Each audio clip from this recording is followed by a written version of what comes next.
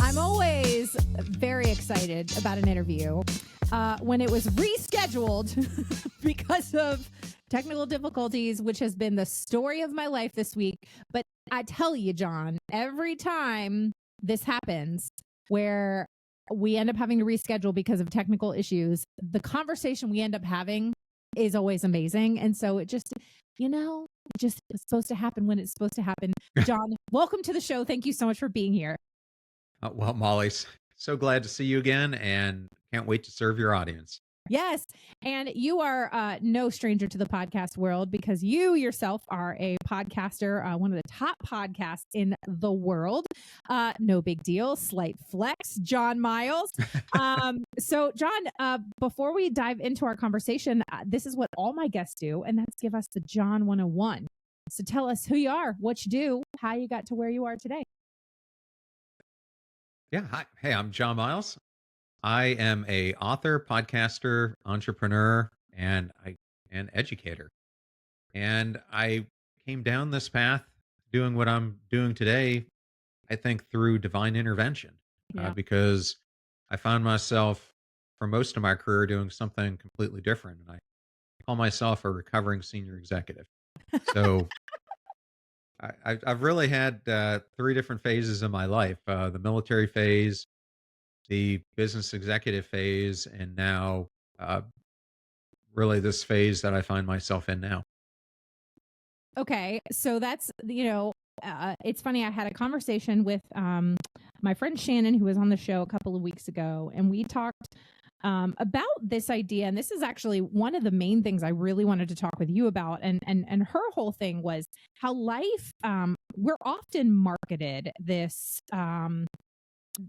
or sold, so to speak, this linear life, that life is just this linear track where you grow up in the good middle class home, and you go to college and you get the degree and you get the career, and you advance in the career, and you get married, and you have the 2.5 kids, and then you have the 3.5 grandkids, and then you're on this linear path when that is just not reality.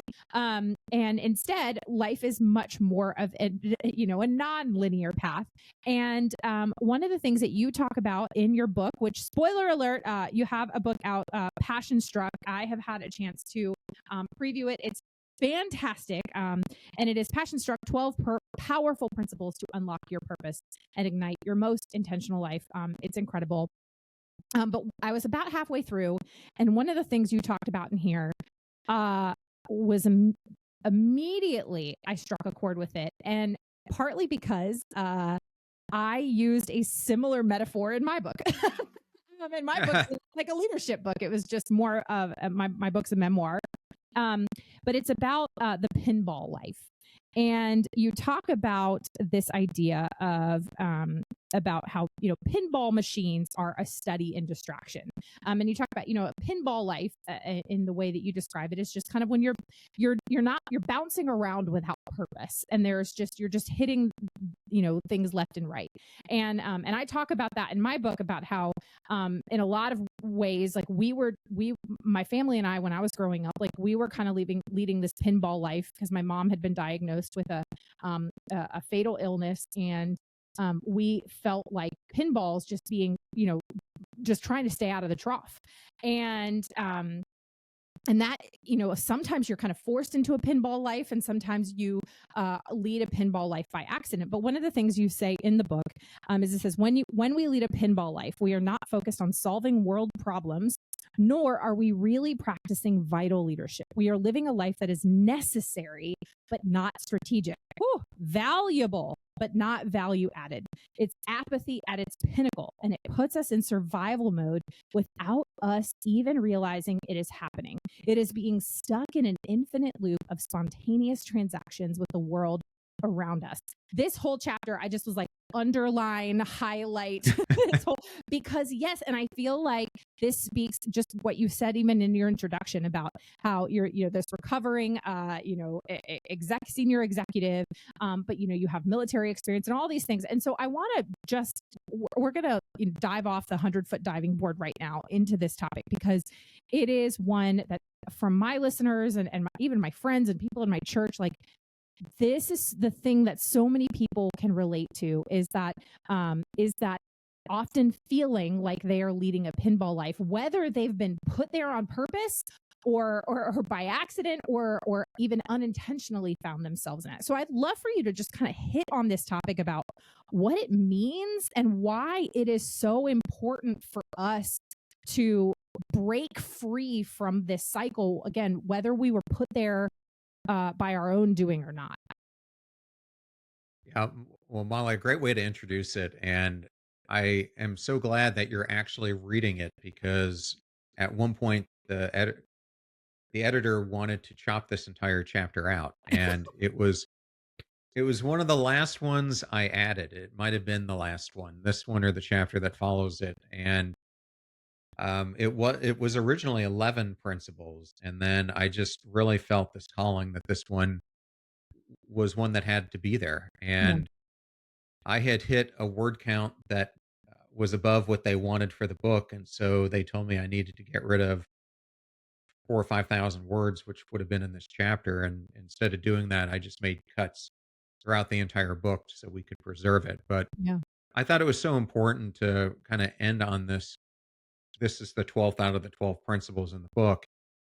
And as I think about what we hear from so many people in self improvement, is they tell you that so many people are living on autopilot. And when I started to think about that analogy, I don't think it's right. I mean, parts of it are, meaning we keep going through the same motions. But when you're on autopilot, at least you're pointed in a positive direction. You're typically still going towards the direction you want in life. Right. And I think when we're acting like a pinball, we're completely unintentional. We are so distracted by the world around us, so caught up in the matrix, that we're not allowing ourselves to live with intention, to craft the life we want, to become the self realized version of ourselves that God put us here to actuate in our Yeah. life. Yeah. And I guess I was just thinking about it because as a kid, I loved playing pinball. Same. And what really made me think about this analogy is anyone who knows pinball knows that it's a very complex game made of a whole bunch of mini games. Mm-hmm. And I think life is complex, just like this. And it's really that constant learning that we do in life that tells us how to navigate. Because just like playing pinball, you make a whole bunch of mistakes as the ball keeps going down the gutter. But over time, you learn what the games are and how to navigate them. And so I think it's a great way to think about, instead of playing your game by being the ball, be the player who's mastering the different micro games Mm-hmm. and the overall game of life. And to me, this starts and ends with unwavering focus about being intentional to keeping the main thing in our life. So if somebody is feeling like, because I know I've very much felt uh, stuck in these patterns before, as I mentioned, and the reality is none of us are born with these muscles intact, and that's what they are. They're spiritual, they're mental, they're emotional muscles, and it's really difficult to kind of learn this from scratch, and it can also it can feel very vague, and this just kind of this concept that sometimes like lives up here in the ether or whatever, where it's like, okay, but that sounds great. Living with intentionality sounds great. Not living a pinball life sounds great.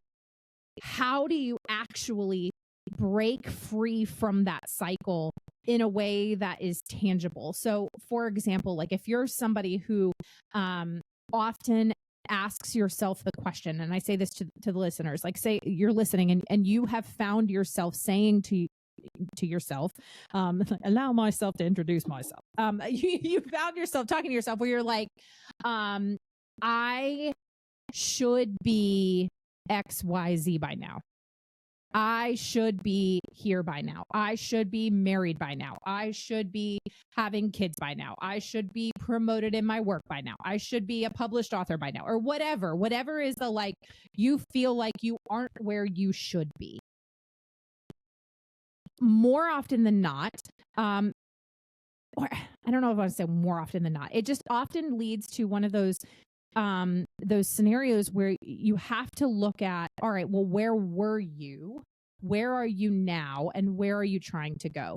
And so if you find yourself stuck in that hamster wheel of or pinball life, however you want to do it, what are some of the things that you speak to, or you yourself did when you lived a pinball life, to kind of break free from that cycle and actually move the needle, move forward in towards your goal? Again, getting out of the this sounds really good, and what does it look like on paper?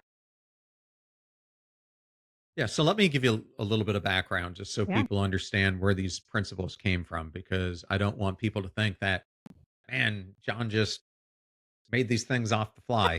Um, I, I have always been enamored with leadership and followed leaders and people who have made a profound difference. And as I have examined them and wanted to emulate them, I started to see a pattern emerge probably 20 years ago. But I really started researching this at this point about 9 years ago. And I started by examining maybe 50 or 60 leaders. And when I say leaders, this is from all walks of life, everything Yeah. from CEO, church leaders, to athletes, to actors and actresses, to performers, to astronauts. I kept seeing these things repeat, and it started with me kind of jotting down about 40 things. And then as I examined more and more people, 12 of them came to the surface. Hmm. And that's became the 12 principles that are in the book. And to me, it's the 12 principles that so many of these vanguards that we see allow them to become what Robin Sharma says are the 5% or the 10Xers or whatever you want to call it. Yeah. But let me discuss something that you were just bringing up. So there's something called self-discrepancy theory, um, that you might have just been alluding to, and this is developed by psychologist Edward Torrey Higgins. And really, what he talks about in self discrepancy theory is that we have three selves. We have the actual self, the ideal self, and the ought self. Mm. So you can think of as your actual self represents your current abilities, how you see yourself now. Your ideal self is the person that you want to become. It's all your hopes, dreams, your ambitions. And the ought self is the self that's shaped by our sense of obligation or duty. So to Yeah. break this down, the ideal self is who you could be, the ought self is who you should be, and the actual self is who you currently are. And so, in that first principle that I talk about in the book, which is called a mission angler, this whole chapter is really about life crafting. And I introduce it through the lens of a mission angler because, as a person who lives in Tampa Bay and who likes to fish, it's not as if on the day I want to go fishing, I hop into the boat, just point it out in the Gulf, and don't be mindful about the bait, don't be mindful about the tides, the moon, anything else. Just put my anchor in and hope I'm going to catch fish. No, Yeah. the typical fisherman is very deliberate about how they want to angle for fish.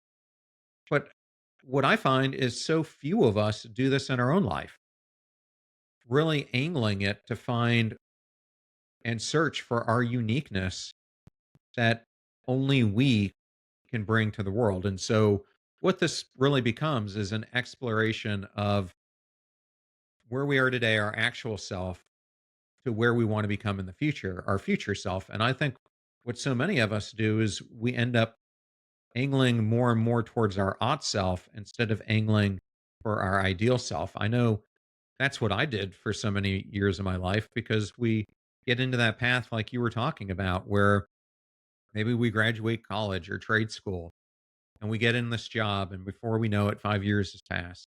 And then we have kids, and then more time has passed. And all of a sudden, all these burdens are piling up. And so to think about how you have to break free from it, you have to go back to how you got here to begin with. Because oftentimes we think that we're going to just get from point A to point B, and it's like hitting a light switch. But the reality is you didn't get here like it was a light switch. I mean, when I found that I was really stuck, I was probably a good 10, 15 years into my career. And I just sitting there looking like, how in the heck did I end up here where I feel so unfulfilled, where I feel like nothing I do really matters? And I think I'm going to put it out there, billions of people out there who feel the same way. If you listen to Gallup, I mean, they cite their 900 million people in 142 countries. I think it's even worse than that. So if you want to start changing this, it starts by taking tiny steps. I call them micro choices in the book. And I think what I tried to do at first, and what I think a lot of people try to do at first, is they try to big bang it. They try to take this gigantic leap thinking that they can get wherever they are to where they want to be, and it's going to happen magically. And what ends up happening instead is, it's like so many New Year's resolutions, is you set too many goals, and then you end up giving up on all of them. So what I encourage people to do is to completely reframe the way that they're looking at life. A great example of this that I give in the book is something that a psychologist I went to taught me, and that is, I kept seeing my life as if I was, well, he got me to see that the way I was living my life was as if I was sitting on a stool, and that stool had one large base underneath it. And for me, that base had become the daily grind. And what ended up happening is that grind keeps catching up with you until you burn out. And then what do you think is going to happen? That whole stool top was over. But he got me to see life how it could be, as a stool with multiple supports. And if you're a listener, you can cultivate those to be anything you wanted. I chose to make them physical health, mental health, spiritual health, emotional health, relationship health. And to me, it's then picking one of those and starting to make some small goals that you want to accomplish that are just far enough out of your reach that they cause you to have courage to take that step, but not far enough out that it's not going to be impossible to achieve them. And then, if once you start going down this path of making those tiny micro choices, those tiny decisions to pursue it, it ends up having a synergistic effect where it starts populating across all the other pillars. And before you know it, just like that undercurrent that got you here to begin with, you start building a foundation in the direction that you want to take your life. I love how you talk about those different or pillars, the supports, because it really does, it all plays into it. And um, and one of the things you talk about in the book, and I kind of even alluded to this a little bit earlier, is like intentionality is a muscle. It's like any other muscle that we have to exercise. And the reality is too, is, think about when you want to work out and you want to get stronger, what do you have to do? You have to continue to push yourself. You have to continue to add weight. You have to get to the point where it's funny how, I mean, I've watched my husband works out all the time. And every time I watch him work out, like there are times where I'm like, are you in physical pain? Like you look like you are in so much pain right now. Like sometimes I'm like, you look miserable and you are choosing to do this. And it's, the grunting but it's because, every time he is.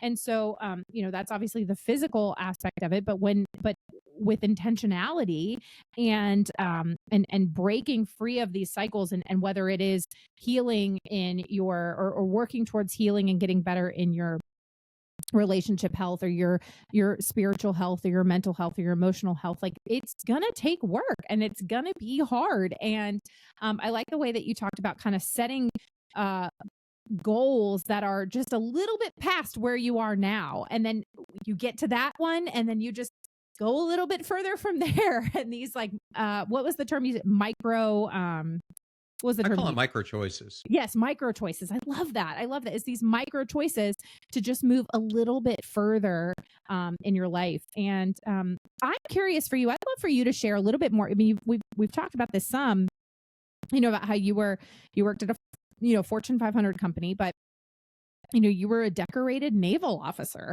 And my mom was in the military. My mom was in the Army, and the and I have so many loved ones who are Navy, Marines, Army, and this is a huge piece of people who come out of the military. Is their lives are often so their lives in the military are so regimented and so just by the book. I mean, just your uniform is by the book, and your schedule every day is by the book, and what you eat is by the book, and it's just like regimen. And then often they get out of the military, and suddenly it's like an identity crisis, and it's like they don't know how to go about their lives. They don't know what to do with their time. It's like Ricky Bobby and when he's like, I don't know what to do with my hands. Like it's a metaphorical, like I don't know what to do with my hands. And so I'd love for you to share a little bit about your own personal story of what it was like for you when you went through this period of time feeling directionless and lonely and bored and kind of in your own pinball life cycle, and how you found yourself getting there, and then what it really took for you to kind of wake up and say, I need to get out of this. Yeah, I think the military is a great starting point for this. And I was fortunate that what I did in the military, I worked for the National Security Agency, and I was what they call today an information warfare officer. And what was great about that discipline is we got to work with all the services, all the different disciplines. So when I was in, I got to do joint staff stuff. I got to be on subs, ships, SEAL teams. I got to fly. So it was really a fun endeavor because you got to see so many different aspects of the military. But when I got out, I didn't get out to go into the civilian world. I actually got out to be an FBI agent. And I think the universe, God, throws curveballs at you sometimes. And mine happened on a Friday. I had just gotten out of the military. I was supposed to report to Quantico the following Monday. And my detailer calls me up and says, don't come to Virginia. Congress didn't pass this budget and we missed our cycle, and your whole class has been recycled. And I remember hearing this just in disbelief. And I said, well, how long is it going to be recycled for? And he goes, bare minimum 18 months, probably more likely 3 years. And I had no plan B. I thought this was an impossibility to happen. It's the US government. Of course, I'm going to just go. And I was stuck with I was married. I I was stuck with very little choices, and so I did the only thing that I thought I could do, and that is to put myself out there. And my way of doing it was I got a hold of the Service Academy, um, this like really thick book that had thousands of graduates in it, and I just started randomly calling because we don't because email was still pretty nascent back then, and actually mailing them letters and other things. And I ended up over probably a month, 6 weeks later, having three job opportunities. And I ended up picking the one that was in management consulting. And that kind of took me down this path of going into business, which I started going down this path, but it was never the thing that I dreamt of. It was never the thing that I was aspiring to do. It kind of became this thing I fell into out of necessity. But by the time the FBI called me back, I now had a child. I was in the middle of my MBA. The consulting thing had gone well. I was still working in some ways with the military. So it kind of just started this whole path where I got into this portfolio career where then it became let's let's try to earn more money, and let's try to earn this bigger title, and let's go for the accolades and the success and the car and the house and build our life up. And before I knew it, I was working as a vice president for Lowe's, and this was probably 2008, 2009, and I had been I grew up Catholic. We had been going to a United Methodist Church, and anyone who's familiar with that knows that they do this series of classes you can go through called discipleship. And I'm not sure if you're familiar with this, but I mean, this stuff isn't a joke. I mean, when you go through discipleship, it's like It's 36 surreal. weeks long. Yeah. Yeah. And so I did discipleship one, and then which covers the whole Bible. Discipleship two is kind of the New Testament. Discipleship three, and for me, it was one of the first times I've ever like read the Bible front to back, because in Catholicism, that's not how we learned. It was kind of, you were taught the aspects that they want to teach you, but I never felt like it was encouraged to read the whole Bible. And I was lucky; I had this great minister who had a PhD in theology, but also one in history. And so he was able to really showcase the concepts in a way that made it understandable in today's world. But as I was going through this and my relationship with God changed, I started hearing this voice that I'd never heard before. I think we're filled with this voice, this pinball voice that's telling us to keep repeating everything that we're doing. But I think sometimes we deafen out the voice of God telling us the path that we're supposed to be on. And I think as I was getting further and further into my relationship with them, I kept getting this voice, and he was telling me that I'm on the wrong path. And the right path was that I was supposed to be serving people who, he used the words, felt helpless, beaten, bored, broken, battered.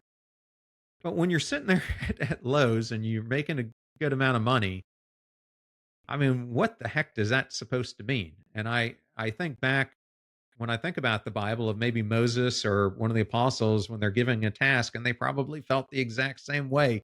Like, what is he asking me to do? And I did what many of the figures in the Bible did. I ignored it. And I took a job to become a sea level at the next company. And then he sent me a whole bunch of warning shots. And this stuff is like biblical. Like, in my first time I come home after being there for about 2 weeks, I get back to my corporate apartment and the whole thing is flooded. They move me out of that. I go into this new corporate apartment on the second floor. And about a week later, I'm sitting there taking a shower, and all of a sudden I feel this massive stinging all over my body. And I look on my shoulders and I have scorpions on me, and they're actually falling from the ceiling. About 6 weeks after that, my Oh family my, comes. hard pass. Oh my gosh. Yes. Okay, So sorry. then I'm still going down this path, and the Nightmare. family comes for a visit, and I can't make this stuff up. Then they come, the scorpions had disappeared, but then they reemerge everywhere. Like, I remember being like at night with flashlights because they're crawling all over the floor. And not only that, both kids and us have bed bugs in our beds. And then if that wasn't enough, we end up buying this house that, I mean, if you would have seen this house, it's like the epitome of materialism. But we get into this thing, and within the first month, find out that it hadn't been disclosed to us that it had significant termite damage that insurance wasn't going to cover, and it was going to cost us 200,000. So I get all these signs, and still I want to do it my way, and it ultimately culminated years later in me continuing try to go my own path, where unfortunately I came home from the gym one day early because the gym had an electrical fire. I had taken my child to school November 2017, and it turns out that someone had been canvassing the house and decided to follow my patterns and use it as an entry point to go into my house. And so I walked in on an active robbery gone tragically bad, as I came face to face with the intruder pointing a gun at me.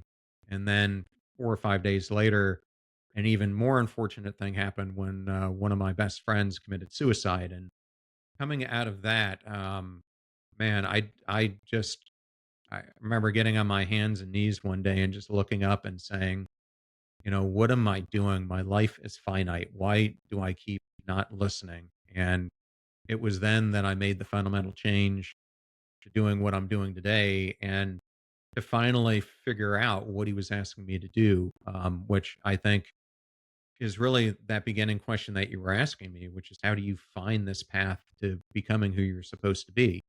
And I think it starts with self awareness and introspection and really listening to what your inner voice is telling you you're supposed to be doing, and then really exploring that and trying to understand that problem that you were put on earth to go after.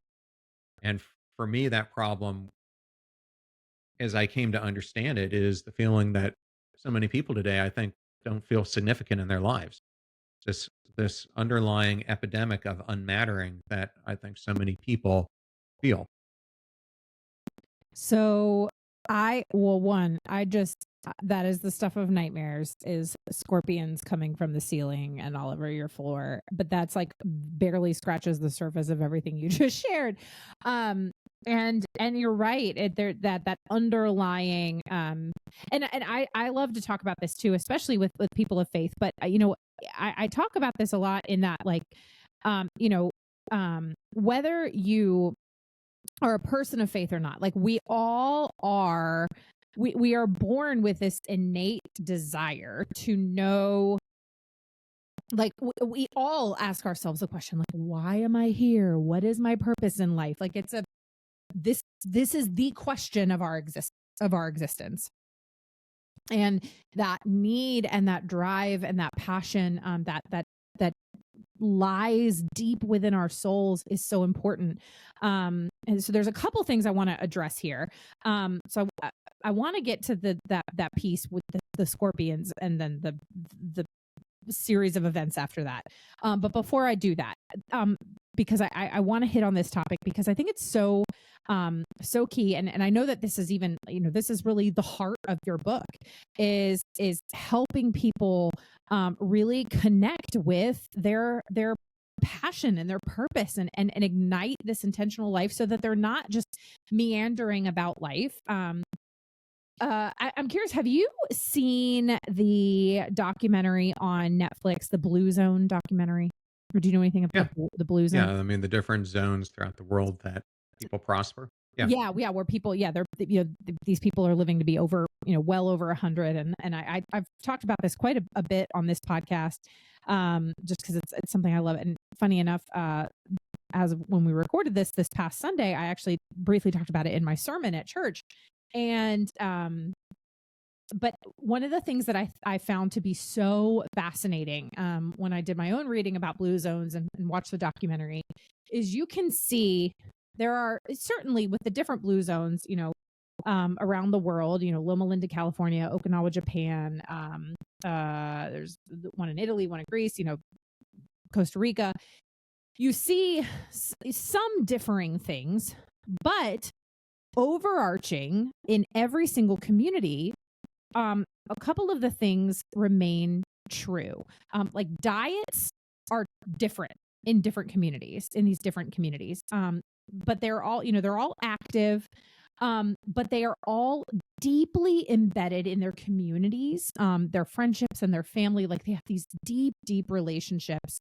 But they all have a purpose. They all wake up every single day just with a passion and a goal. I mean, all of them well into their, late 90s, early 100s, they're volunteering, they are working, they're tending a garden. Like they have a deep, deep seated purpose and a passion. And it does not fit the Western, and even, in Loma Linda, California, like it doesn't fit this, this lie that we've been sold, that you have to, advance in the ranks. And I think about, I remember in the documentary in particular, there was, they were highlighting this man in Costa Rica, and they were just showing his, he was like 105, and he was on horseback like herding cattle through a river.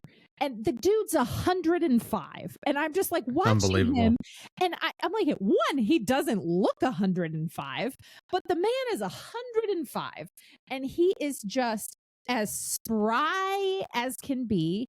And his heart and his passion for waking up every day and caring for his animals and going for horseback rides and doing these things that he just loves and has been doing for a century, was incredible. And then I looked at the people in Okinawa, Japan, who you have these men and these women in their, again, 90s, their early 100s, and they're waking up every single day and they're working with their hands and they're doing woodworking and arts and crafts, and they're making music and they're singing and they're doing these things that just light their soul on fire.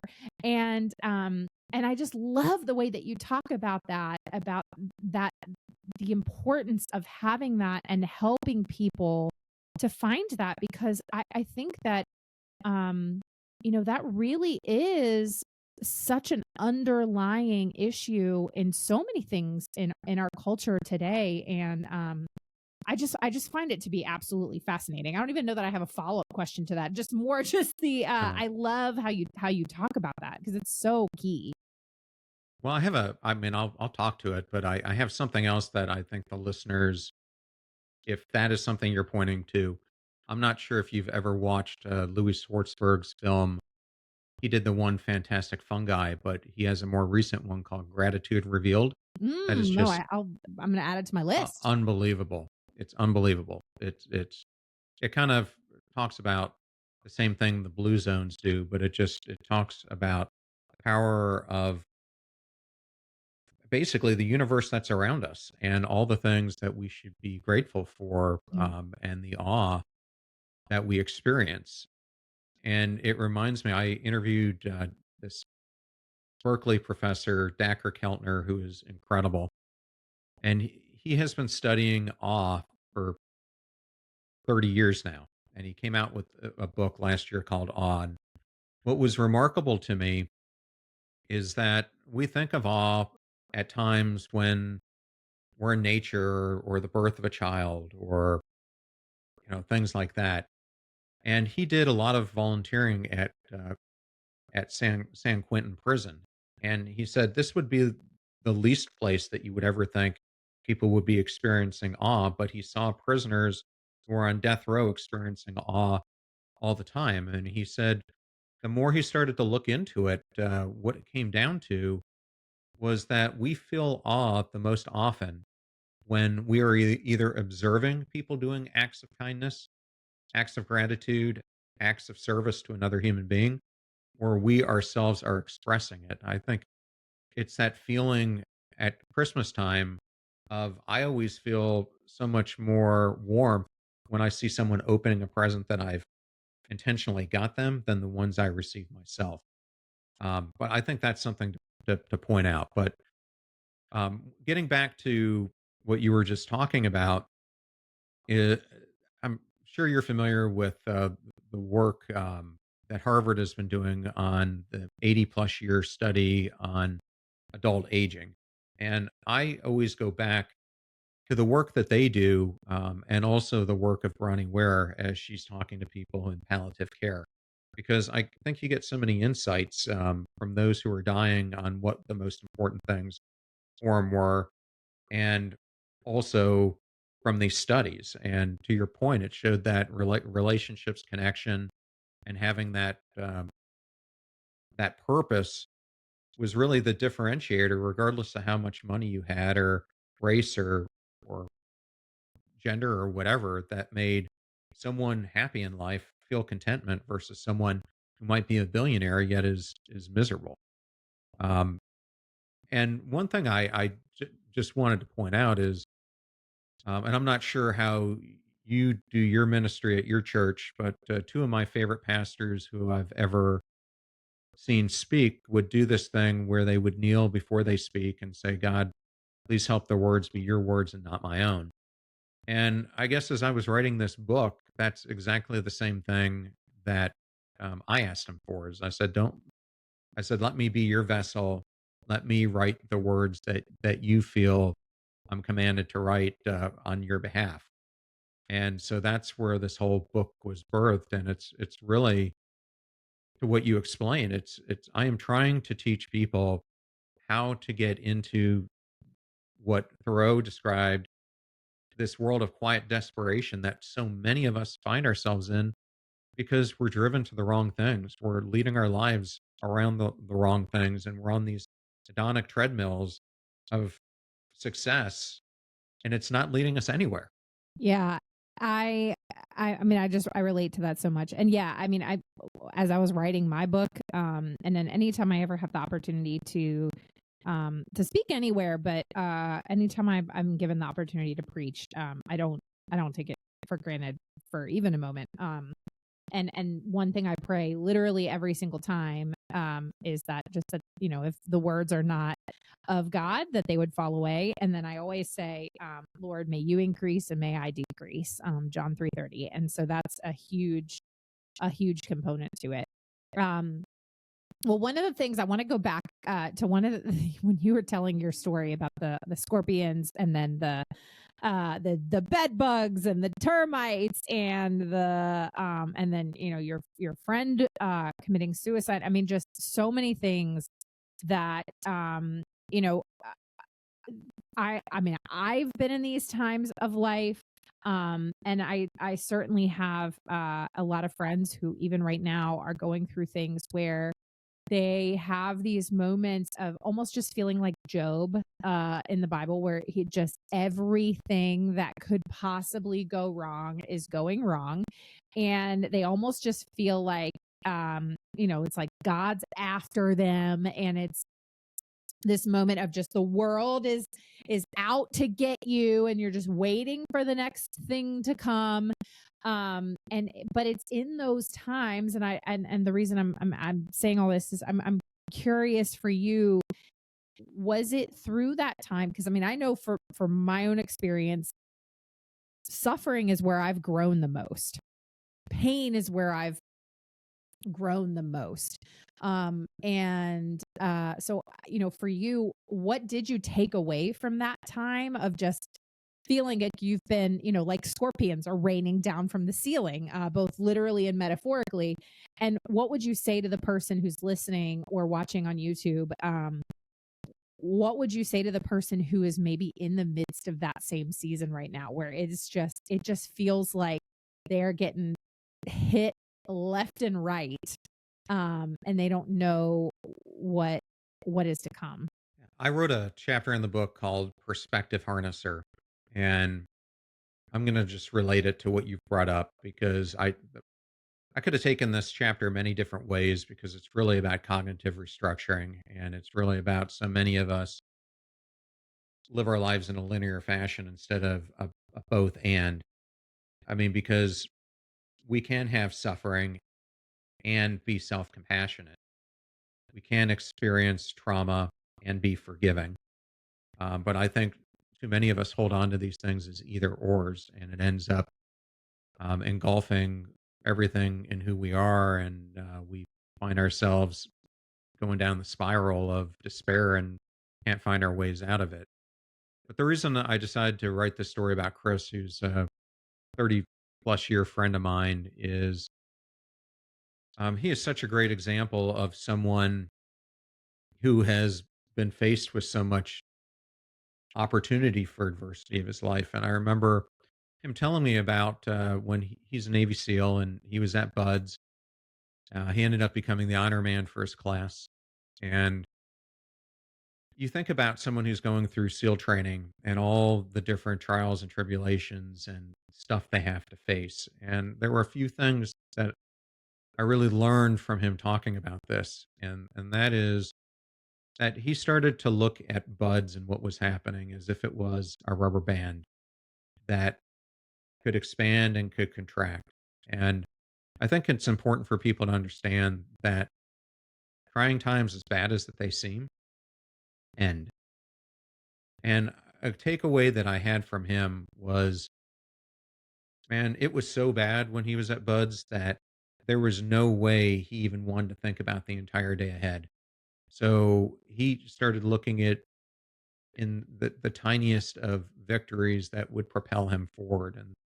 And this might mean the opportunity that as he's in the freezing cold water, that he knows within 15 minutes that they're going to get to put a blanket around him, and he just stays focused enough so he can get that. He said at times it was just trying to get through before breakfast to breakfast, trying to get from breakfast to lunch, trying to get from lunch to dinner. And I think that's how we have to look at some of these struggles in our lives, is they are really, really unfortunate and can be horrendous as they're happening, but they're not a permanent phase unless we allow them to, to become that.